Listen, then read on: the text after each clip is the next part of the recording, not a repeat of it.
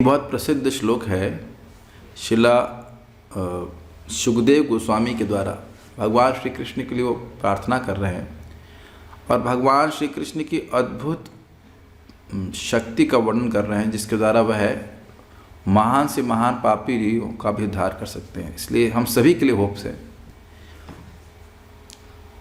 किरातहूणांध्र पुलिंद पुलकशा आभीर शुंभा यवनः खसादयः ये ने च पापा यदपाश्रयाश्रयाः शुद्ध्यन्ति तस्मै प्रभविष्णवे नमः। तो देखिए यहाँ पे जो नाम रखे जा रहे हैं ये पाप योनि है, अर्थात पाप जातियाँ हैं जिनका काम ही पाप करना है। किरात, हूण, अंध्र, पुलिंद, पुलकश, आभीर, शुंभ, यवन और खस और आदि मतलब अन्य। आदि का मतलब जिनका नाम नहीं रखा जा रहा है वह भी इसमें जोड़ लिए जाएंगे। कुछ ऐसे जातियां होती हैं जिनकी ट्रेनिंग ही होती है बचपन से बच्चे की वो पाप करे, लेकिन ये अन्य च पाप, अर्थात जो लोग मान लो ब्राह्मण परिवार में हैं लेकिन पाप करने में प्रवृत्त हो गए हैं वे भी, अर्थात जैसे कि अजामिल था, ये लोग पाप जाति में पैदा नहीं हुए हैं लेकिन गलत संग के कारण पाप करने लगे हैं और किसी प्रकार का भी पाप करने लगे हैं। तो यद अपाश्रयाश्रय, जिन अपाश्रयाश्रय मतलब भक्तों का संग आश्रय लेते हैं, जिन भक्तों ने भगवान का आश्रय लिया हुआ है, तो वह भक्त शुद्ध्यंती, वह भक्त उन लोगों को शुद्ध कर देते हैं। तस्मै प्रभविष्णवे नमः, उन भगवान श्री कृष्ण को जिनका ऐसा विशेष प्रभाव है मैं नमस्कार कर रहा हूँ। थोड़ा समझने का प्रयास कीजिए।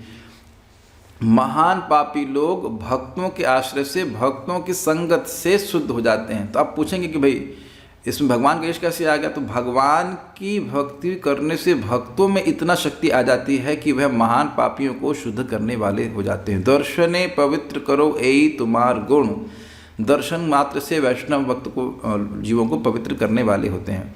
जहार निकट गेले पाप दूर जाए, जिनके पास जाने मात्र से पाप दूर चले जाते हैं। अच्छा, ससम्यक दर्शन पुमान, भागवत, जो व्यक्ति भगवान का नाम उच्चारण करता है उसका दर्शन सम्यक हो जाता है, उसको देख करके व्यक्ति पवित्र हो जाते हैं।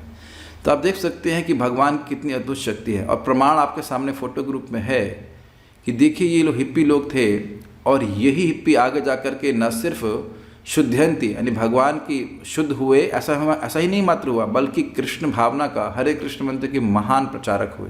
अब देखिए यही हिप्पी लोग हैं जो प्रभुपाद संग कीर्तन कर रहे हैं और आगे जाके कर रहे थे। प्रभुपाद ने अपने सामने कीर्तन किया, हरे कृष्ण मंत्र दिया और यही हरे कृष्ण मंत्र प्रभुपाद ने दे करके, अपना संगत दे करके इतना शुद्ध बना दिया कि इन लोगों ने बड़े बड़े अमेरिका तक में प्रचार कर दिया। अमेरिका में प्रचार करना कितना कठिन है। जगन्नाथ रथ यात्रा ऑर्गेनाइज किया और वहाँ पे कीर्तन कर रहे हैं, मृदंग बजा रहे हैं। तो ये प्रमाण है कि भक्तों के संगत से कोई भी व्यक्ति शुद्ध हो सकता है।